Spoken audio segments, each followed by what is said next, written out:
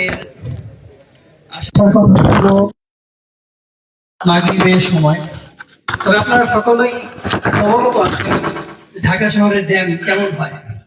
যারা আমরা ঢাকা শহরে যাতায়াত করে থাকি, ঢাকা শহরে চলাচল করি, তারা সকলেই আমরা অবগত আছি ঢাকা শহর 10 মিনিটের রাস্তা কখনো 1 ঘন্টা পার হয়ে যায়, তাই না? আমার দেখা যায় কখনো যে রাস্তায় আমরা জ্যাম আশা করছি না অথবা জ্যাম আশা করছি সেই রাস্তায় কোনো জ্যামও নেই। তো এটাই হচ্ছে দুনিয়ার বাস্তবতা। আর ঢাকার বাস্তবতা তো এটা ভিন্ন। দুনিয়ার বাস্তবতা একরকম আর ঢাকা শহরের বাস্তবতা হচ্ছে ভিন্ন রকম। তো যাই হোক, প্রথমে আপনাদের কাছে ক্ষমা চেয়ে নিচ্ছি, বিষয়টাকে ক্ষমা সুন্দর দৃষ্টিতে দেখবেন। আমরা যখন গাড়িতে ছিলাম তখন অনেকেই কল দিয়েছিলেন, শুকরান জাযাকুমুল্লাহ। আমরা অধীর আগ্রহ নিয়ে যেই ব্যক্তিত্বের জন্য বসে আছি, যেই ব্যক্তির জন্য বসে আছি, আলহামদুলিল্লাহ ইতিমধ্যে তিনি আমাদের মধ্যে উপস্থিত হয়েছেন। আমরা অত্র এলাকাবাসী সকলেই একসাথে বলি আহলান সাহলান মারহাবান বিকুম। কেদারপুর অধিবাসীরা সকলেই উদার মনের অধিকারী, তাই না? আপনারা কি বিষয়টাকে দৃষ্টিকটু হিসেবে দেখেছেন? ক্ষমা সুন্দর দৃষ্টিতে দেখতে পারবেন না? আমরা সবাই এখানে দিনের জন্যই যত সময় ধরে বসে আছি, আল্লাহ তাআলা প্রত্যেকটা সময়ের বিনিময়ে নেকি দিয়েছেন। এটা বিশ্বাস করেন? অবশ্যই আমাদেরকে বিশ্বাস করতে হবে। তো যাই হোক, দেরি হয় এটা আমাদের পক্ষ থেকে যেহেতু হয়েছে, এই জন্য আমরা আবারও ক্ষমা প্রার্থী। তো আলহামদুলিল্লাহ আমাদের মাঝে শায়খ উপস্থিত হয়েছেন। আমরা সময় নিচ্ছি না, সময় বিলম্বিত করছি না। অনেকটি সময় অতিবাহিত হয়েছে, অতিক্রান্ত হয়েছে। যেই বিষয় নিয়ে আমরা এখন উপস্থিত হয়েছি, আমরা শায়খকে অনুরোধ করব, সবিনয় অনুরোধ করব ইসলামিক দাওয়াত সেন্টারের প্রয়োজনীয়তা শীর্ষক আলোচনা করার জন্য।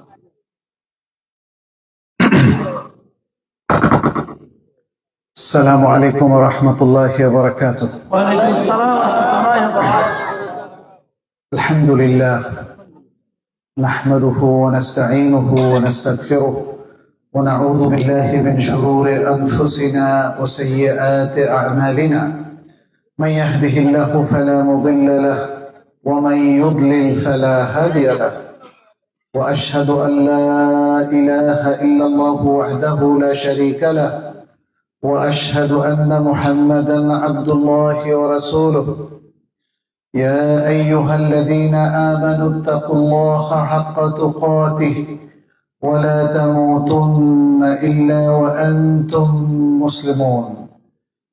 يا أيها الناس اتقوا ربكم الذي خلقكم من نفس واحدة وخلق منها زوجها وبث منهما رجالا كثيرا ونساء.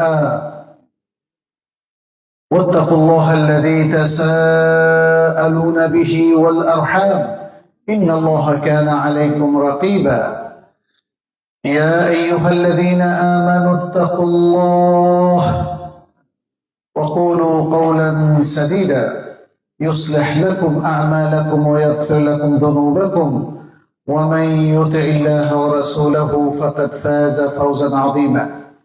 أما بعد، فإن خير الحديث كتاب الله وخير الهدي هدي محمد صلى الله عليه وسلم وشر الأمور محدثاتها وكل محدثة بدعة وكل بدعة ضلالة وكل ضلالة في النار. ثم أما بعد، আজকের এই মহতী অনুষ্ঠানে সমাবেত প্রথমত অনুষ্ঠানের উপস্থাপক পরিচালক সদরে জলসা, অতিথিবৃন্দ, উপস্থিত ওলামায়ে কেরাম এবং আমার সামনে উপস্থিত মাদারীপুর, শরীয়তপুর এবং কেদারপুরের বিভিন্ন অঞ্চল থেকে আগত দ্বীনী ভাইয়েরা এবং পর্দার আড়ালের বোনেরা, বারাকাল্লাহু ফিকুম ওয়া হাইয়াকুমুল্লাহ। আপনারা এতক্ষণ ধৈর্য ধরে অপেক্ষা করেছেন। আমরা অনেক দেরি করার পরেও দ্বীনের কিছু কথা শোনার অভিপ্রায়ে, সেজন্য আপনাদেরকে অনেক অনেক শুকরিয়া। শাকারাল্লাহু লাকুম ওয়া বারাকাল্লাহু ফিকুম ওয়া জাযাকুমুল্লাহু খায়রান। আল্লাহর কাছে দোয়া করি তিনি যেন আমাদের দ্বীনের জন্য সকল ত্যাগকে তিনি কবুল করেন, আমাদের সকল ভালো ভালো আমলের মধ্যে তিনি বারাকা ঢেলে দেন এবং আমাদেরকে যতদিন আমরা জীবিত থাকি ততদিন পর্যন্ত আরো ভালো ভালো আমল করার, দ্বীন এবং ঈমানের উপর থাকার, ইসলামের উপর থাকার তৌফিক দান করেন। আমিন ইয়া রাব্বাল আলামিন। এবং এর পাশাপাশি দোয়া করছি আমাদের সেই সকল মুসলিম উম্মার আগে পরের সকল ভাই বোনদের জন্য যারা আল্লাহর সান্নিধ্যে চলে গেছেন, আল্লাহ যেন তাদেরকে ক্ষমা করে দেন, তাদেরকে কবরের আযাব এবং জাহান্নামের আযাব থেকে নাজাত দেন, জান্নাতুল ফিরদাউস তাদের সকলের জন্য নসিব করেন। আমরা যারা জীবিত আছি আমাদেরকে যেন জান্নাতুল ফিরদাউসের জন্য আমল করার তৌফিক দান করেন, জাহান্নামের আগুন থেকে এবং যে কাজ জাহান্নামের দিকে ঠেলে দেয় সে সমস্ত কাজ থেকে আল্লাহ যেন আমাদেরকে উদ্ধার করে, পরিত্রাণ দেন। আল্লাহুম্মা আমিন ইয়া রাব্বাল আলামিন। আজকে কেদারপুর দাওয়া প্রতিষ্ঠান উদ্বোধন উপলক্ষে আমরা এখানে একসাথে হয়েছি। আলহামদুলিল্লাহ, আল্লাহর কাছে আরো একবার শুকরিয়া আদায় করি যে এই এলাকায়, এই জনপদে দ্বীনের দাওয়া এবং দ্বীনের ইলম প্রতিষ্ঠিত করার একটা কেন্দ্র আল্লাহ সুবহানাহু ওয়া তাআলা তৈরি করে দিলেন, প্রতিষ্ঠা করার তৌফিক দান করলেন। আলহামদুলিল্লাহ ওয়া শুকরু লিল্লাহ। আমরা আজকে কয়েকটা বিষয় নিয়ে একটু কথা বলবো আপনাদের সাথে এবং আমি আশা করব যে আপনারা একটু মনোযোগ দিয়ে শুনবেন। আল্লাহ সুবহানাহু ওয়া তাআলা কেন আমাদেরকে সৃষ্টি করলেন একটু ভাবা দরকার। কমন কথা অনেক কিছুই জানি, কিন্তু এই যে সৃষ্টি তত্ত্ব, আল্লাহ সুবহানাহু ওয়া তাআলা তিনি আমাদের রব, তিনি আমাদের ইলাহ, আমাদেরকে মানুষ হিসেবে সৃষ্টি করলেন, তার বান্দাদের মধ্যে সুমার করে নিলেন, তার উদ্দেশ্যটা কি আসলে? পাশাপাশি আরেকটু একটু ভাববো যে আমাদের উদ্দেশ্যটা কি, তাই না? আল্লাহ তো হাকিম, আলিম, সামিয়া, বাসীর, আলিমুম বিযাতিস সুদূর। অতএব আল্লাহর যে প্রজ্ঞা, তার যে হিকমা, সেটা তো সর্বজন বিদিত। আমরা জানলেও তিনি হাকিম, না জানলেও তিনি হাকিম। কিন্তু আমাদের জীবনটাকে সফল করার জন্য আমাদের কিন্তু জানতে হবে আমাদের জীবনের লক্ষ্যটা কি। কেন আল্লাহ সুবহানাহু ওয়া তাআলা আমার বাবাকে সৃষ্টি করলেন, আমাকে সৃষ্টি করলেন, আপনাদেরকে সৃষ্টি করলেন, তাই না? একটু ভাবা দরকার। তারপর একটু ভাবা দরকার তিনি আমাদের জীবনের জন্য কি প্রোগ্রাম দিয়েছেন। আজকে যেমন একটা দাওয়াত সেন্টার আপনাদেরকে একটা প্রোগ্রাম দিয়েছেন, দাওয়াতি প্রোগ্রাম, তাই না? এবং এরপরে আলহামদুলিল্লাহ আল্লাহ যদি রিজিকে কিছু রাখেন, সেই রিজিকের একটা প্রোগ্রামও আছে, একটা নৈশ ভোজের ব্যবস্থাও আছে, আলহামদুলিল্লাহ। তাহলে ওনারা একটা প্রোগ্রাম দিলেন, সেই প্রোগ্রামে আপনারা অ্যাটেন্ড করলেন, আর আমরা আল্লাহর প্রোগ্রামও কিন্তু অ্যাটেন্ড করেছি অলরেডি, তাই পৃথিবীতে এসে গেছে। কে পাঠিয়েছেন? আল্লাহ পাঠিয়েছেন। তাহলে আল্লাহর প্রোগ্রামটা একটু বুঝে নেওয়া দরকার আমাদের। আল্লাহর প্রোগ্রাম বুঝে নেওয়ার জন্য আরো কিছু আয়োজন লাগে, যেমন জ্ঞান অর্জন করতে হয়। এই যে প্রোগ্রামটা বুঝে নেওয়া, এটা তো জ্ঞানের আলোকে হবে নাকি?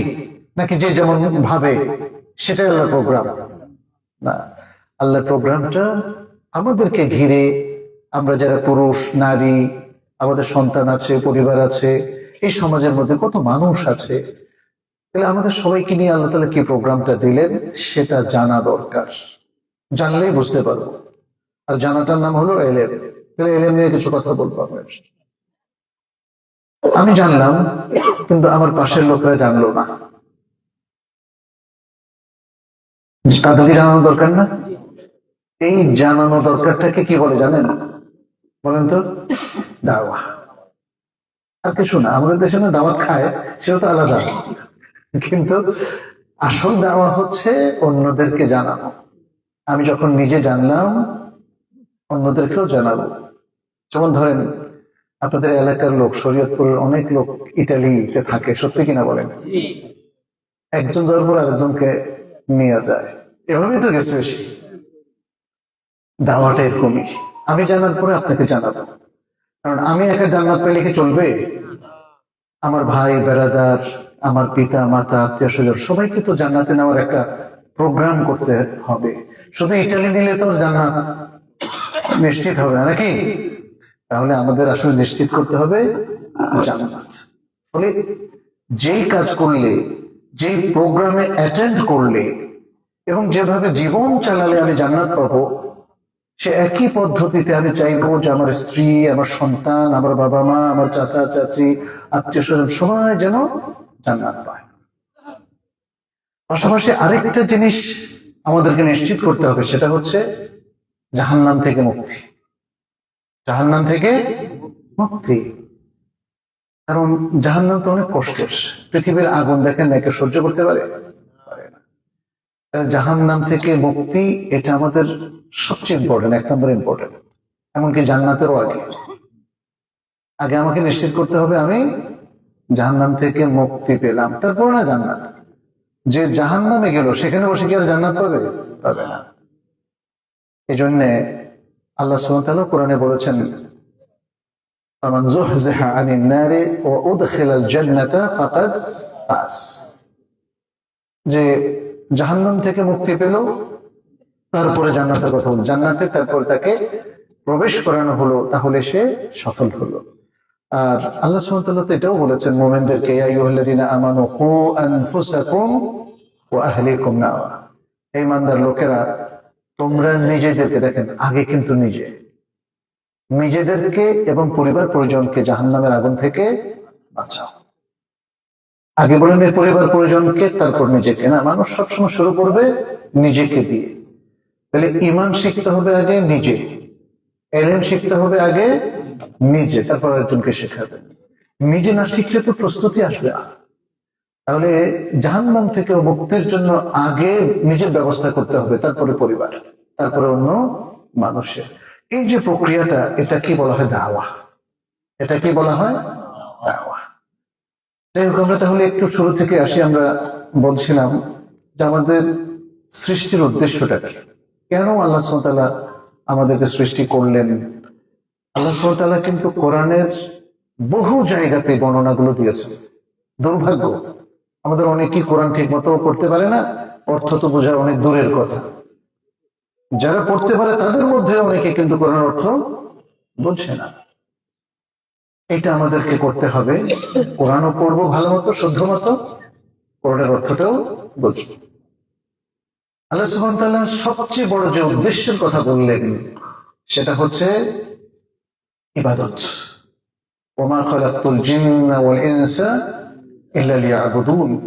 আমি জিন এবং ইনসানকে শুধু আমার ইবাদতের জন্য সৃষ্টি করেছি। একই নির্দেশ এখানে তো সৃষ্টির উদ্দেশ্যটা বললেন। আল্লাহ যে জিন ইনসানকে সৃষ্টি করলেন, কেন করলেন? তার ইবাদতের জন্য। কোরআনের অসংখ্য আয়াতে আল্লাহ তাআলা তিনি তার বান্দাদেরকে ইবাদতের দিকে আহ্বান করলেন। ইয়া আইয়ুহান নাস উবুদু রাব্বাকুমুল্লাযী খালাকাকুম ওয়াল্লাযীনা মিন ক্বাবলিকুম লাআল্লাকুম তাত্তাকুন। এটা সূরা আল-বাকারার একদম শুরুতে 21 নম্বর আয়াত।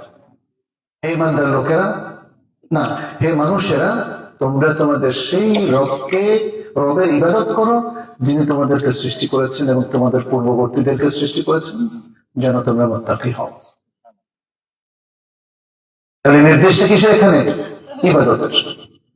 সূরা বনী ইসরাঈলের মধ্যে আল্লাহ সুবহানাহু ওয়া তাআলা বলেন, ওয়া কাযা রাব্বুকা আল্লা তা'বুদু ইল্লা ইয়্যাহ। তোমার রব নির্দেশ দিয়েছেন যে তোমরা তাকে ছাড়া আর কারো ইবাদত করবে না। ওয়ামা উমিরু ইল্লা লিয়া'বুদুল্লাহা মুখলিসিনা লাহুদ-দীন হুনাফা'a ওয়া ইউকিমুস সালাতা ওয়া ইউতুজ যাকাতা ওয়া যালিকা দীনুল কাইয়্যিম। সূরা আল-বায়িনার মধ্যে আল্লাহ সুবহানাহু ওয়া তাআলা তাদেরকে এই নির্দেশ দেওয়া হয়েছে যে তারা এক আল্লাহর ইবাদত করবে একনিষ্ঠ হয়ে, দ্বীনকে তার জন্য খালেস করে নিয়ে, নির্ভেজাল করে নিয়ে। সেটা আর কোনো উদ্দেশ্য থাকবে না। সে যখন আল্লাহর ইবাদত করবে, উদ্দেশ্যটার একটাই, কার সন্তুষ্টির জন্য? আল্লাহ সন্তুষ্টির জন্য। কার ইবাদত করবে? একমাত্র আল্লাহর ইবাদত করবে। আর কারো ইবাদত করা যাবে? আর কারো ইবাদত করা যাবে? তাহলে এরকম আরো অসংখ্য আয়াতে আপনি দেখবেন আল্লাহ সুবহানাহু ওয়া তাআলা যেহেতু ঘোষণা করেছেন বনি আদমকে সৃষ্টির মূল উদ্দেশ্য হচ্ছে ইবাদত, অতএব বনি আদমকে তিনি বারবার বলছেন, হে মানুষেরা তোমরা ইবাদত করো, হে মুসলিমরা তোমরা ইবাদত করো, তোমরা জেনে নাও আল্লাহ ছাড়া কারো ইবাদত করা যাবে না। এবং নবী সাল্লাল্লাহু আলাইহি ওয়াসাল্লাম মুআয ইবনে জাবালের কাছে ব্যক্ত করেছিলেন, হাক্কুল্লাহি আলা ইবাদিহি আন ইয়াবুদুহু ওয়া লা ইউশরিকু বিহি শাইআ। আল্লাহর হক বান্দার উপর এটা যে তারা শুধু আল্লাহর ইবাদত করবে এবং তার সাথে কাউকে শরীক করবে না। কেন? কারণ এটাই জীবনের উদ্দেশ্য। আপনি যদি আল্লাহর ইবাদত না করেন আপনার জীবনটা ব্যর্থ, লক্ষ্যহীন জীবন, এমন জীবন যে জীবনটা তার লক্ষ্য বাস্তবায়ন করতে পারলো না। বলতো এই জীবন কি সফল হবে? সফল হবে না। আপনি নিজের বাস্তব জীবনের কথাই ধরেন না, রাস্তায় হাঁটছেন, ঘুরছেন, জিজ্ঞেস করলাম এটা কি, বলে এটা আমার চাকরি। ভালো কথা, উদ্দেশ্য কি? কোনো উদ্দেশ্য নাই। মানুষ কি বলবে আপনাকে, বলে, তাই না? ইয়া সালাম। তার মানে হচ্ছে এই জীবনে সফল হওয়ার জন্য কিংবা একটু ভালো বেতন পাওয়ার জন্য আপনাকে লক্ষ্যভেদী কাজ করতে হবে। একটা লক্ষ্য সামনে রেখে জীবনটাকে গঠন করতে হবে। দেখেন, এই লক্ষ্য বাস্তবায়নের জন্য কেউ ডাক্তারি পড়ে না, ডাক্তারি পড়ার জন্য তাকে অনেক আগ থেকে নিজেকে রেডি করতে হয় না। কেউ প্রকৌশলী হয়, কেউ দেখা যাচ্ছে যে অর্থনীতি নিয়ে পড়ে, কেউ ফিজিক্স, কেউ কেমিস্ট্রি নিয়ে পড়ে, কেউ ফিন্যান্স নিয়ে পড়ে, অর্থনীতি নিয়ে, এরকম নানা বিষয় নিয়ে পড়ে। আবার কেউ কোরআন নিয়ে পড়ে, তাফসীর নিয়ে পড়ে, কেউ হাদিস নিয়ে পড়ে, কেউ ফিকহ নিয়ে পড়ে, মাদ্রাসায় পড়ে, তাই না? প্রত্যেকের লক্ষ্য আছে কি নেই? বলে আচ্ছা, কারণ লক্ষ্য নির্ধারণ না করলে ভরাডুবি নিশ্চিত। আপনি পরীক্ষা পাশও করতে পারবেন না যদি লক্ষ্য নির্ধারণ না করে আমরা পড়াশোনা করি, আমরা এমনি এমনি মানে জীবন উল্টা পাল্টা চালাই, তাহলে এই জীবনটাকে সফল হবে? হবে না। তাহলে একজন মানুষ এটা কিভাবে বলতে পারে তার জন্য আখিরাত আছে? আল্লাহ তাআলা এত সুন্দর সুন্দর নির্দেশ দিয়েছেন, ইবাদতের প্রোগ্রাম গুলো দিয়েছেন, শুধু এটা বলেন না যে তোমরা ইবাদত করো। ইবাদত কি জানি না, হবে এটা? ইবাদত তো জেনে নিতে হবে আপনাকে। ইবাদতের কয়টা প্রোগ্রাম আছে এগুলো আমাদেরকে জেনে নিতে হবে। এটা এলেন, এই যে জানাটা, এটাই হলো এলেন। তাহলে আমাদের সবসময় মনে রাখবেন জানাটা কিন্তু আগে, সবার আগে কি জানা। জানতে ভুল করলে ডিজাস্টার হয়ে যাবে, তাই না? আপনি যদি এই যে বোতলটা আছে, বোতলের মধ্যে পানি, তাই না? যদি ধরেন এর মধ্যে বিষ থাকে, আমি জানি না, আমার কি মনে হলো? পানি। একটু খেয়াল করেন, আমি মনে করলাম পানি, আসলে আছে কি বিষ। জানাটা কি ঠিক হলো আমার? আমি ভুল জানলাম না? ভুল জানাকে কি জানা বলে? এটা একটু মনে রাখতে হবে। ভুল জানাকে জানা বলে না, ঠিক জানাকে জানা বলে। খুব ইম্পর্টেন্ট কিন্তু। আপনি যদি এখন এটা এখানে আছে বিষ মনে করলেন পানি, খেয়ে ফেললেন, বিষক্রিয়া দেখা দেবে কিনা? এবং এটা যদি মারা যাওয়ার মতো, খেলে মারা যায় এরকম বিষয়, তাহলে মারা যাবে কিনা? নাকি বিষ বলবে যে বেচারা তো জানেই না, এমনি খাইছি যখন, তাইলে আমি বিষক্রিয়া হলো মানে করবো না, তাই না? এটা কি হবে? পৃথিবীর 1,00,000 মানুষও যদি এই বিষটা খায়, মারা যাবে কিনা? তাহলে বুঝতে পেরেছেন জানাটা কতটা জরুরি। যদি কেউ জানতে ভুল করে তাহলে তার ক্ষতিটা কিন্তু হয়ে যাবে। ক্ষতিটা কেউ ঠেকাতে পারবে না, ক্ষতিটা হয়েই যাবে। ঠিক যে উদাহরণটা দিলাম, এখন কেউ যদি না জেনে শিরক করে, পাপ হবে কিনা তা বলেন? ঈমান যাবে কিনা? কেউ না জেনে যদি শিরক করে, ঈমান যাবে কিনা বলেন? কেউ যদি বলে আমি তো ভাই আমেরিকায় পড়াশোনা করে এসেছি, ওখানে আমাদের স্যাররা বলছেন আল্লাহ বলে কিছু নাই, এই জন্য ওটা আমার পছন্দ হয়েছে, আমি আর আপনি কি বললেই হবে যে আমি জাহান্নামে যাব? এখানে তো আমাদের বলার কিছু নাই, তাই না? কে জাহান্নামে যাবে, কে জান্নাতে যাবে, এটা কে ঠিক করে? কুফরি করলে এবং কুফরির উপরে মৃত্যুবরণ করলে সে চির জাহান্নামী হবে, কে বলেছেন বলেন তো? এখন আমি যদি বলি কোন ব্যক্তি কুফরি অবস্থায় মারা গেলে জাহান্নামে যাবে, এটা কি আমার কথা না আল্লাহর কথা?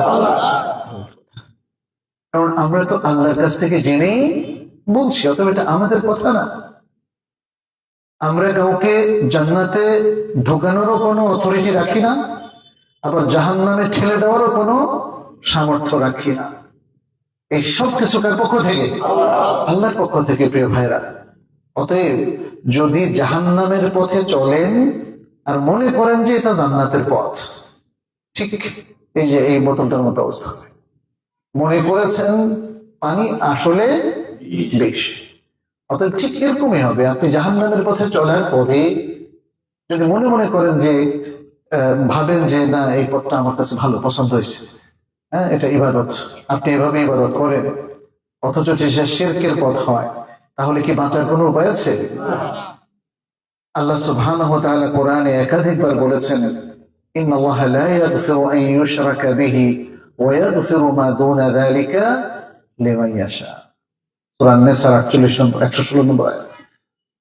বলছেন আল্লাহ সুবহানাহু ওয়া তাআলা তার সাথে শরীক করাকে কখনোই ক্ষমা করবেন না। এছাড়া আর যত পাপ হয়, পৃথিবীর মতো বড়, মহাসাগরের মতো বড় পাপও যদি কেউ করে, আল্লাহ সেটা ইচ্ছা করলে যাকে ইচ্ছা ক্ষমা করে দিতে পারেন। আল্লাহ তার নিয়মের মধ্যে, মানে তিনি সিস্টেম করে নিয়েছেন, যারা শিরিক করবে, বড় শিরক, বড় কুফরি এবং নাস্তিকতার মধ্যে যারা সম্পৃক্ত হয়ে যাবে, তারা তওবা করে পুনরায় ঈমানের মধ্যে আসার আগ পর্যন্ত আল্লাহ তাদেরকে ক্ষমা করবেন না।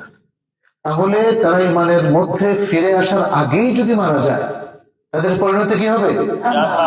চির জাহান্নামী, চির জাহান্নামী। প্রিয় ভাইরা, এটা আমাদের একটু মনে রাখতে হবে। তাইলে জান্নাতের পথ কি, জাহান্নামের পথ কি, এটা আমাদের কিন্তু একটু শিখে নিতে হবে। এগুলোকে আল্লাহ সুবহানাহু ওয়া তাআলা এবং তার রাসূল সাল্লাল্লাহু আলাইহি ওয়াসাল্লাম বর্ণনা করেছেন কিনা? কোরআন এবং হাদিসের বাণীগুলো আমাদের কাছে পৌঁছেছে কিনা? অ্যাভেলেবল কিনা বলেন? দুর্ভাগ্য, আমাদের অনেকে দুনিয়া নিয়ে এত ব্যস্ত, এগুলো পড়ারও সময় নাই, এগুলো শোনারও সময় নাই। আলেমুলামারা লক্ষ লক্ষ তারা যে তাফসীর করেছেন, আলোচনা করেছেন, তাদের যে লেকচার আছে কিনা সেখানে আছে। এই রিসোর্স গুলো তো এখন, আগে তো একটা সময় ছিল ট্যাপ রেকর্ডার লাগতো, কিনতে হইতো, ক্যাসেট কিনতে হইতো, তাই না? এখন তো আপনি আপনার মোবাইল ফোনের মধ্যে খুব অল্প টাকা দিয়ে শুনতে পারেন। একটা সময় ছিল, আজ থেকে বেশি দিন আগে না, প্রায় 15-16 বছর আগে সবাই বাজার থেকে পেন ড্রাইভ কিনত, যে পেন ড্রাইভের মধ্যে অমুক শাইখের অনেকগুলো লেকচার পাওয়া যায়। এখন তো সেটাও লাগে না। এখন আপনি দেখবেন ইসলামিক অ্যাপস আছে, ইউটিউব আছে, লক্ষ লক্ষ ভালো ভালো লেকচার সেগুলোতে আছে কি নাই বলে? আছে। কিন্তু আমাদের অনেকেরই দুর্ভাগ্য, আমাদের সময় নাই। আমরা দুনিয়ার কাজে ব্যস্ত। যিনি অটো চালান, দেখবেন যে অটোতে এত ব্যস্ত, চালানোর সময় কিন্তু এত দ্রুত চালান, মনোজনেই অ্যাক্সিডেন্ট হয়ে যাবে। অনেক অটো কিন্তু অ্যাক্সিডেন্ট করে। কয় টাকা উনি ডেলি রোজগার করেন বলেন তো? এটার জন্য কি আমি সারাদিন ব্যস্ত থাকতে পারি? আমার সালাত কোথায় গেল? আমার কোরআন পড়া কোথায় গেল? আমার ইবাদত আমি কিভাবে পালন করলাম? মাত্র 1200 টাকার জন্য আমি সারাটা দিন ব্যস্ত থাকবো বলেন তো? হ্যাঁ, মানুষের মধ্যে কেউ হচ্ছে আরো বেশি ইনকাম করে, কেউ ডেলি 10,000 টাকা ইনকাম করে, কেউ ডেলি 50,000 টাকা ইনকাম করে, ব্যবসায়ীরা আরো বেশি। কিন্তু ইনকাম যে যাই করুক না কেন, আমি কি দুনিয়ার জন্য আমার জীবনটাকে ব্যস্ত রাখবো বলেন তো? আমি কি আমার জীবনের মূল লক্ষ্যের জন্য কোনো সময় দেবো না? সুবহানাল্লাহ। আপনি যদি ব্যবসায়ী হন, ব্যবসায়ীকে একটা লক্ষ্য আছে কিনা? যদি থাকে, আপনি কি মাসের পর মাস, দিনের পর দিন বাসায় বসে থাকেন যে ঠিক আছে আমার ব্যবসা নষ্ট হোক, আমার কোনো আপত্তি নেই? আপত্তি আছে কিনা? অবশ্যই আছে। যারা চাকরি করে, তারা যদি বলেন যে আমি দেখি ভালো লাগতেছে না আমার কাছে, আমি 3 মাস অ্যাটেন্ড করবো না, অফিসে কিছু জানাবো না, চাকরি থাকবে? থাকবে না, কারণ আপনি লক্ষ্যের সাথে প্রোগ্রামের সাথে অ্যালাইন করতেছেন না, ম্যাচ করতেছেন না। আপনি এমন ভাবে কাজ করছেন যাতে আপনার এই সকল কাজ ভেস্তে যায়, নষ্ট হয়ে যায়, আপনি ব্যর্থ হয়ে যান। তাহলে আপনি এটা কি করে ভাবতে পারেন যে আপনার যে জীবনের মূল লক্ষ্যমাত্রা আল্লাহ সুবহানাহু ওয়া তাআলা ঠিক করে দিয়েছেন, আপনি সেই লক্ষ্যের জন্য কোনো কাজ করছেন না, সারা দিন শুধু টাকা টাকা টাকা, দুনিয়া দুনিয়া দুনিয়া, এর পেছনে ব্যয় করছেন। তাহলে কি আপনি আল্লাহ যে আখিরাত রেখেছেন সেখানে সফল হবেন? আল্লাহ সুবহানাহু ওয়া তাআলা তিনি আমাদের দুনিয়ার জন্য কিছু সিস্টেম করে দিয়েছেন। দেখবেন যে ওই সিস্টেমের কখনোই কোনো পরিবর্তন হয় না। চোখ দিয়েছেন দেখার জন্য, মানুষের কথা বলছে, দেখার জন্য না শোনার জন্য? বলেন। কান দিয়েছেন দেখার জন্য না শোনার জন্য? শোনার জন্য। নাক দিয়েছেন খাওয়ার জন্য না নিঃশ্বাস নেওয়ার জন্য? মনে রাখতে হবে আল্লাহ আমাদেরকে শরীরের ভিতরে আরো অনেক কিছু দিয়েছেন। তিনি আমাদের হার্ট দিয়েছেন, কিডনি দিয়েছেন, ফুসফুস দিয়েছেন, দিয়েছেন না? এগুলোর প্রত্যেকটা একই কাজ করে। আপনার ফুসফুস যে কাজ করে আমার ফুসফুস একই কাজ করে, আপনার কিডনি যে কাজ করে আমার কিডনিও একই কাজ করে। এটা কেউ বলতে পারবেন না যে ভাই আপনাদের কিডনি যে কাজ করে আমার কিডনি কিন্তু রক্ত পাম্প করে, আর আমার কিডনি ওই কাজ করে যে কাজ আপনাদের হার্টে করে। কথাটা কি গ্রহণযোগ্য হবে? এটা কে ঠিক করে দিয়েছেন? আল্লাহ সুবহানাহু ওয়া তাআলা। কোথাও লা তাবদীলা লিখালকিল্লাহ, আল্লাহর সৃষ্টির মধ্যে কোনো পরিবর্তন নাই। ওয়ালান তাজিদা লিসুন্নাতিল্লাহি তাহওয়িলা, আল্লাহর সিস্টেমের মধ্যে কোনো ব্যত্যয় খুঁজে পাবেন না। প্রিয় ভাই, সূর্য কি কেউ কোনোদিন পশ্চিম দিক থেকে উঠতে দেখেছেন? ডুবতে দেখেছেন। তাহলে পৃথিবীর নিয়ম হচ্ছে সূর্য উঠবে পূর্ব দিক থেকে, ডুববে পশ্চিম দিকে। কে এই সিস্টেম ঠিক করেছেন? আল্লাহ। তিনি এই সিস্টেমের একবারই ব্যত্যয় করবেন, সেটাও আল্লাহর অনুমতি ক্রমে। পশ্চিম দিক থেকে সূর্য উঠলে কি হবে? কিয়ামত হয়ে যাবে। এটাও আল্লাহর সিস্টেমের পার্ট। যেদিন পশ্চিম দিক থেকে সূর্য উঠবে সেদিন থেকেই সিংহায় ফুৎকার শুরু হয়ে যাবে। এটাও আল্লাহর সিস্টেমের পার্ট। এই যে আল্লাহর সিস্টেম গুলো, আমি জাস্ট কিছু উদাহরণ দিচ্ছি, এরকম তো আরো কোটি কোটি উদাহরণ আছে। এখানে আপনি দেখবেন যে আল্লাহর সিস্টেমের মধ্যে কোনো ব্যত্যয় নাই, কোনো পরিবর্তন নাই, এবং কেউ পরিবর্তন করার মতো সাধ্যও নাই। পৃথিবীর সমস্ত ডাক্তাররা মিলে যদি বলে এখন থেকে আমরা কিডনিকে দিয়ে হার্টের কাজ করাবো, হার্টকে দিয়ে কিডনির কাজ করাবো, পারবে? সম্ভব? সব ডাক্তাররা মিলে এটা পারবে না। তাহলে আমরা এগুলো কেন ভুলে যাচ্ছি যে এই আল্লাহ যিনি পৃথিবীর এই সিস্টেমটা দিলেন, যিনি পৃথিবীর এই সিস্টেমটা দিলেন তিনি তো শরিয়া দিলেন, নাকি শরিয়া অন্য কেউ দিয়েছে? ইসলাম দিন হিসাবে, জীবন ব্যবস্থা হিসাবে কে নির্ধারণ করলেন? আল্লাহ। তাহলে আল্লাহর পক্ষ থেকে এই যে আরেকটা চমৎকার সিস্টেম আসলো, এই সিস্টেমটা না মানলে বিপর্যয় হবে কিনা? আপনি সফল হবেন কিনা? আর দুনিয়ায় কোনো মত যদি আপনি কাটানো, আখিরাতে আপনি কি নাজাত পাবেন যদি আল্লাহর সিস্টেমটা লঙ্ঘন করেন? ভাইরা, এটা কখনোই সম্ভব নয়। অতএব আমাদেরকে প্রথম বুঝতে হবে জীবনের লক্ষ্যটা হলো আল্লাহ সুবহানাহু ওয়া তাআলা নির্ধারণ করে দিয়েছেন ইবাদত। আর এই যে ইবাদত ভিত্তিক যে প্রোগ্রাম গুলো দিলেন, সেই প্রোগ্রাম গুলো আমাদেরকে বাস্তবায়ন করতে হবে। আমি যদি বাস্তবায়ন না করি তাহলে জীবনের সাফল্য লাভের আর কোনো সুযোগ নাই, জীবনটা ব্যর্থ হয়ে যাবে। জীবনটা কি হবে? ব্যর্থ। এখন খুব মোটা দাগে আমরা বুঝতে পারলাম যে আল্লাহ ইবাদত আমাদের লক্ষ্যমাত্রা হিসেবে ঠিক করে দিয়েছে। তাহলে ইবাদত আল্লাহ আমাদের করতেই হবে। ইবাদতটা কি? ইবাদতটা কি, তাই না? ইবাদত বলতে আমরা মোটা দাগে অনেকেই শুধু বুঝি যে শুধু নামাজ পড়া, রোজা রাখি, বাস ইবাদত হয়ে গেল। ইবাদতের মূল অর্থটাই হচ্ছে আল্লাহর সন্তুষ্টি লাভের উদ্দেশ্যে এমন কাজ করা যেটা আল্লাহ পছন্দ করেন এবং ভালোবাসেন। আল্লাহ সন্তুষ্টি লাভের উদ্দেশ্যে এমন কাজ করা যেটা আল্লাহ ভালোবাসেন এবং পছন্দ করেন, এটা হলো ইবাদতের মূল কথা।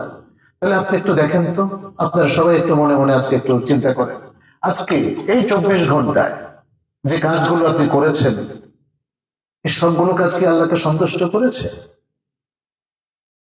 আপনি কিভাবে বুঝলেন যে আল্লাহ সন্তুষ্ট হলো? এটাও কিন্তু একটা খুব গুরুত্বপূর্ণ তথ্য, যেটা জানা দরকার আমাদের সাথে। একটু ডিস্টার্ব করতেছে, একটু একটু আগে। আচ্ছা, এখন ঠিক আছে মোটামুটি। হ্যাঁ, আমাদেরকে দেখতে হবে যে আল্লাহ ইবাদতের প্রোগ্রামটা কিভাবে সেট করতে বলেছেন, তাই না? এই যে মাইকটা কিন্তু উনি সেট করেছে। উনি যদি নিয়মের ব্যতিক্রম কিছু সেট করতে যায়, কথা শুনবেন আপনারা? একটু যদি আলগা করে যায় তাহলেও শুনবেন না। তাহলে আপনাকেও এই প্রোগ্রামগুলো যথাযথভাবে সেট করতে হবে। প্রোগ্রাম খুব সহজ, এমন না যে খুব জটিল। প্রোগ্রামটা হচ্ছে আপনাকে ইবাদতটা সেট করতে হবে কোরআন এবং সুন্নাহর সাথে, আর কিছু না। ব্যাস, নিউটনের সূত্র আর অমুক ইউনিভার্সিটির বিশাল বিশাল বড় বড় বই, কিংবা অমুকের লেখা মানে বেশ কিছু বই, এগুলো কিনতে হবে তারপরে সেট করবে না। কিছু একদম সহজ। এর সাথে সেট করতে হবে কোরআন এবং সুন্নাহ, অর্থাৎ কোরআন এবং হাদিস। কোরআন এবং হাদিস এর সাথে আপনি আপনার জীবনের প্রোগ্রামগুলো সেট করবেন। কিভাবে? আচ্ছা, আপনি যে কাজগুলো করছেন, এটা কি কোরআনে বলা হয়েছে এটা ভালো কাজ, এ কাজ করা যাবে, বা এই কাজ করা ফরজ, এটা মুস্তাহাব, অথবা এই কাজ করলে সওয়াব পাওয়া যাবে? অন্তত এই ইনফরমেশন গুলো লাগবে। কোরআন হাদিস অনেকগুলো কাজ আমাদের জন্য ফরজ করে দিয়েছে, অনেকগুলো ওয়াজিব করে দিয়েছে, অনেকগুলো সুন্নাত মুস্তাহাব বলে ঘোষণা করেছে, অনেকগুলো কাজের ক্ষেত্রে বলেছে এটা আওলা, উত্তম, অনেকগুলো কাজের ক্ষেত্রে বলেছে এটা করা জায়েজ। আপনার প্রোগ্রামগুলো কমপক্ষে জায়েজ পর্যন্ত সেট করতে হবে। জায়েজের বাইরে যেগুলো বললো মাকরুহ, ওটাও আমাদের তরক করতে হবে। আর হারামটা তো অবশ্যই তরক করতে হবে, তাই না? আল্লাহ এবং তার রাসূল অনেক কিছু হারাম হিসাবে সেট করেছেন কিনা? করেছেন। হারাম কাজ করে কি সওয়াবের নিয়ত করা যায়? নেচে গেয়ে সওয়াবের নিয়ত করা যায়? অনেক মানুষ দেখবেন যে ফ্যাশন শো, আজকাল তো অনেক ফ্যাশন শো বের হয়েছে, ছেলেদের মেয়েদের, সওয়াব আছে কোন? হ্যাঁ, এই যে নাচ গান কনসার্ট দিয়ে কি সওয়াব পাওয়া যাবে? ফুটবল খেললে কি পরিমাণ সওয়াব হয় বলেন? মানে স্টেডিয়ামের খেলার কথা বলছি, সেখানে আবার মেয়েরা নাচে, ক্রিকেট খেলায় মেয়েরা নাচে, এই যে মানুষ দেখে মজা পায়, বাট সওয়াব হবে কিনা বলেন? হ্যাঁ, তাহলে আমাকে বুঝতে হবে যে আমি যে আজকে যা যা করলাম, কিছু কাজ আনন্দের জন্য করলাম, কিছু উল্লাসের জন্য করলাম, কিছু কাজ কেউ কেউ করলেন টাকা ইনকাম করার জন্য। যেমন তিনি খুব পেট ভরে, খিদা ছিল অনেক, পেট ভরে ঘুষ খেলেন। ঘুষ কি খাবার জিনিস বলেন তো? ইনকামের জন্য বৈধ কোনো পন্থা? কিন্তু মানুষের অনেক খিদা থাকে, অনেক লোভ আর কি, তখন সে অনেক ঘুষ খায়। এটা কি কোরআন সুন্নাহর সাথে আপনি সেট করতে পারবেন? হ্যাঁ, সেট করতে পারবেন, কিন্তু হারাম হিসাবে। তখন আর আপনি এই কাজটা করতে পারবেন না। সুদ খাওয়া, চুরি করা, অন্যায় করা, জুলুম করা, ডাকাতি করা, ছিনতাই করা, পরকিয়া করা, জেনা করা, ব্যভিচার করা, সমকামিতা, এই যে এত বাজে বাজে কাজ, এগুলো সবই হচ্ছে নিষিদ্ধ। এগুলোকে কোরআন সুন্নাহর সাথে পজিটিভলি সেট করা যাবে না। তাহলে এগুলো কি করতে হবে? বর্জন করতে হবে। আপনাকে নিশ্চিত করতে হবে আজকে আমি ইবাদত বিরোধী কোনো কাজ করি না। আবার আরেকটা জিনিসও একটু খেয়াল রাখতে হবে, এটা তো গেল একদম মোটা দাগে হারাম জিনিস। আরেকটা হারাম আছে, সেটা হচ্ছে বেদাত। বেদাত বেদাত কোন কাজ? বেদাত হচ্ছে সেই কাজ যেটা মানুষ নতুন একটা আমল হিসেবে চালু করে দিয়েছে, অথচ কোরআন হাদিসের পক্ষে কোনো দলিল নাই, কিন্তু সে মনে করতেছে এটা ইবাদত। সে কি মনে করতেছে? ইবাদত। এরকম কিন্তু আমাদের দেশে প্রচুর আছে, প্রচুর বেদাত আছে। কারণ আল্লাহ এবং তার রাসূল সাল্লাল্লাহু আলাইহি ওয়াসাল্লাম এই আমলগুলো করেন নাই, সাহাবায়ে কেরাম করেন নাই, তাবেঈন করেন নাই, ইমামগণ করেন নাই, ইমাম আবু হানিফা রাহিমাহুল্লাহ করেন। আমাদের দেশে প্রচলিত অনেক বেদাত দেখবেন, ইমাম আবু হানিফা রাহিমাহুল্লাহকে তো আমরা অনেক মানি, তাই না? দেখবেন যে উনিও করেন নাই, ওনার ছাত্র ইমাম আবু ইউসুফ করে নাই, ইমাম মুহাম্মদ করে নাই। তাহলে আপনারা কোথায় পেলেন? আল্লাহ রাসূল সাল্লাল্লাহু আলাইহি ওয়াসাল্লাম বলছেন, ইয়াকুম ওয়া মুহদাসাতিল উমুর ফাইন্না কুল্লা মুহদাসাতিন বিদআহ ওয়া কুল্লা বিদআতিন দালালাহ ওয়া কুল্লা দালালাতিন ফিন্নার। সাবধান, তোমরা দ্বীনের মধ্যে নতুন নতুন প্রচলিত কাজ থেকে দূরে থাকবে।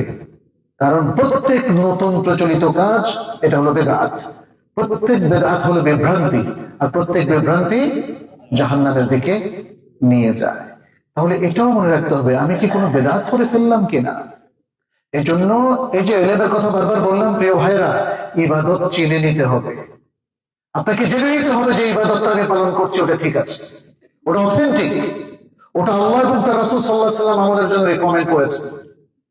আজকে আফ্রিকান সমাজে যদি কোনো নতুন নামাজ তারা চালু করে, আমরা কি সেটা গ্রহণ করব? কেন না? কেন করব না? কারণ নামাজ, রোজা এগুলো গ্রহণ করব কোরআন থেকে এবং হাদিস থেকে, রাসূল সাল্লাল্লাহু আলাইহি ওয়াসাল্লাম থেকে আমরা এই ইবাদতগুলো নেব, আর কারো থেকে নেব না। আমি একটা ছোট্ট উদাহরণ দিই, যেমন সালাতুর রাগায়েব। আফ্রিকান যারা অনেকেই বেদাতের সাথে সম্পৃক্ত, তারা সালাতুর রাগায়েব এই যে মেরাজের রাত্রি অথবা শবে বরাতের রাত্রি পড়ে, একটা স্পেশাল পদ্ধতিতে পড়ে, স্পেশাল সংখ্যায় পড়ে, যার পক্ষে শরীয়তের কোনো দলিল নাই। ওলামায়ে কেরাম সেখানেও ঘোষণা করেছেন যে তোমরা এটা পড়ো না, এটা বিদআত। এখন যদি আমাদের বাংলাদেশ থেকে কেউ গিয়ে বলো যে এটা তো ভালোই লাগে দেখি, সুন্দর নামাজ, তাহলে আমরা বাংলাদেশে এটা চালু করে দিই, এটা চালু করা যাবে? যাবে না, কারণ এটা তখন হয়ে যাবে বেদাত। এটা আমি একটা উদাহরণ বললাম, এরকম ভুরি ভুরি উদাহরণ আছে। তাহলে যে আমল আমরা করছি সে আমল শুদ্ধ কিনা এটা পরীক্ষা নিরীক্ষা করার জায়গা কোথায়? কোরআন এবং সুন্নাহ। দৌড়ে যাবেন কোরআন সুন্নাহর কাছে, এই যে আমলটা আমরা করছি কোরআন সুন্নাহ আছে কিনা, থাকলে ওকে, না থাকলে মাত্র ওকে। বুঝতে পারছেন তো? খুব ক্লিয়ার। তরুণরা, তোমরা যারা আছো একটু ভাবতে হবে। তরুণরা এখন আমাদের জাতির অনেক আশা ভরসা, আমরা তাদের কাছে অনেক প্রত্যাশা করি। তারা অনেক ভালো ভালো কাজ করতে পারে, করার মতো স্ট্যামিনা তাদের আছে, এনার্জি আছে, সাহস আছে। সুতরাং অনেক সময় আমাদের অনেকেই যখন আমরা দেখি, যেমন আমাদের বয়স্ক যারা এতদিন যাবত অনেক কিছু জেনে এসেছেন, করছেন সেটা, তারা চেঞ্জ করতে চান না, কিন্তু তরুণরা এখন এটা মানতে রাজি না, তাই না? তরুণরা এখন আলহামদুলিল্লাহ তারা এখন অনেক পড়ুয়া, অনেক পড়ে, অনেক যাচাই বাছাই করে।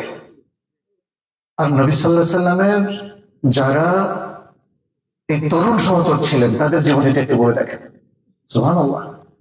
সেখানে তরুণদেরকে আমরা দেখি কিছুকাল পরেই তারা বিশ্বের সর্বকালের সেরা স্কলারে পরিণত হয়েছে। নবী সাল্লাল্লাহু আলাইহি সাল্লাম যখন মদিনায় আসলেন একদম শুরুর দিকে, তখন আব্দুল্লাহ ইবনে আব্বাসের বয়স এই 13-14 বেশি না, এবং তখন আব্দুল্লাহ ইবনে ওমর রাদিয়াল্লাহু তাআলার বয়স এরকমই 13-14। আব্দুল্লাহ ইবনে মাসউদ আরেকটু বেশি ছিল তার বয়স। আব্দুল্লাহ ইবনে আমর ইবনে আস, এরা সব প্রায় সমবয়সী, অ্যাডোলেসেন্ট বলা হয়, কিশোর বয়স। প্রত্যেকের বয়স 19-এর কম। আর ইতিহাসে আপনি দেখেন এনারা এক একজন জগৎ বিখ্যাত স্কলার হয়ে গেছে। আব্দুল্লাহ ইবনে আব্বাস, তাকে বলা হয় রাইসুল মুফাসসিরিন। আব্দুল্লাহ ইবনে ওমর রাদিয়াল্লাহু তাআলা আনহুমা, যারা সবচেয়ে বেশি হাদিস রওয়ায়াত করেছেন তাদের প্রথম চারজনের একজন আব্দুল্লাহ ইবনে ওমর রাদিয়াল্লাহু তাআলা আনহুমা। এই কিশোররাই দেখেন প্রকৃত ইলমের ঝান্ডা তারাই বহন করেছে, সারা বিশ্বকে আলোকিত করেছে। আজকে আমরা যে সত্যিকার ইসলাম ফলো করার সুযোগ পাচ্ছি স্কলারদের মাধ্যমে। এই স্কলারদের মাধ্যমে, আমরা রাজনীতিবিদদের মাধ্যমে পাই নাই, তাদের মাধ্যমে পেয়েছি, এই স্কলারদের মাধ্যমে, তাদের কাছ থেকে হাদিস পেয়েছি। কোরআনটাও যুগের পর যুগ এই উলামায়ে কেরামই আমাদের কাছে অবিকল কোরআন পৌঁছে দিয়েছেন। এই জন্য আজকে আমরা নিখুঁত কোরআন পড়তে পারি, পারি কিনা? প্রিয় ভাইয়েরা, দেখেন যারা খ্রিস্টান তারা কিন্তু নিখুঁত বাইবেল এখন আর পায় নাই। তাদের বাইবেল এখন 4টা ভার্সন হয়ে গেছে, 4টা ভার্সন হয়ে গেছে। প্লাস আমাদের আল কোরআন বলছে তারা তাদের বাইবেলের মধ্যে প্রচুর, ইনজিলের মধ্যে প্রচুর বিকৃতি সাধন করেছে। ইউহাররিফুনাল কালিমা আন মাওয়াদিহি। তাওরাতের একই অবস্থা, সেই নিখুঁত তাওরাত যেটা মূসা আলাইহিস সালামের উপর নাযিল হয়েছিল সেটা এখন আর নাই, তারা বিকৃতি সাধন করেছে। কিন্তু কোরআন এর মধ্যে একটা নুকতাও কেউ বিকৃত করতে পারে নাই, পারবে না। যেহেতু আল্লাহ সুবহানাহু ওয়া তাআলা বলছেন ইন্না নাহনু নাযালনা যিকরা ওয়া ইন্না লাহু লাহাফিজুন, নিশ্চয় আমরা যিকর তথা আল কোরআন নাযিল করেছি এবং আমরাই একে হেফাজতকারী, হেফাজত করব। অতএব প্রিয় ভাইয়েরা, এত একটা নিখুঁত বই কি পড়তে ইচ্ছে করে না বলেন তো? হ্যাঁ, এই তোমাদের পড়তে ইচ্ছে করে না? শুদ্ধ করে পড়া শিখেছো তোমরা?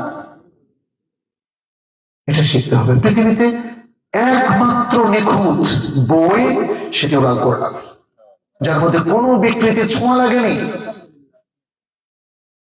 যালিকাল কিতাবু লা রাইবা ফীহ, আল্লাহ নিজেই বলে দিয়েছেন এটা হলো এমন গ্রন্থ যাতে কোনো সন্দেহ নাই। হুদাল লিল মুত্তাকিন, আমরা যদি মুত্তাকি হতে চাই, আল্লাহ বলছেন মুমিন মুত্তাকিদের জন্য এটা হলো গাইডেন্স। তাহলে কেন পড়বো না আমরা? কি অদ্ভুত ব্যাপার না? আমাদের দেখেন পাঠ্যসূচিতে, স্কুলে পাঠ্যসূচিতে কোরআন হাতে একটা দুটো সূরা ছাড়া কিছুই নাই। কারণ এই পাঠ্যসূচি যারা রচনা করেছে তারা ইসলামকে ভালোবাসে না, আর মুসলিম উম্মাহকে তার যে পরিচয় সেটা ভুলিয়ে দিতে চায়। একটা জাতি যদি তার আসল পরিচয় ভুলে যায়, সে জাতি কোনোদিন মাথা উঁচু করে দাঁড়াতে পারে না। আজকে আমাদের এই অধঃপতন দেখেন, এই সমাজের মধ্যে কত অধঃপতন। এই অধঃপতনের মূল কারণ হচ্ছে আপনি ইসলামের আসলে অনেক মেসেজ ভুলে গেছেন, আপনার আইডেন্টিটি ভুলে গেছেন।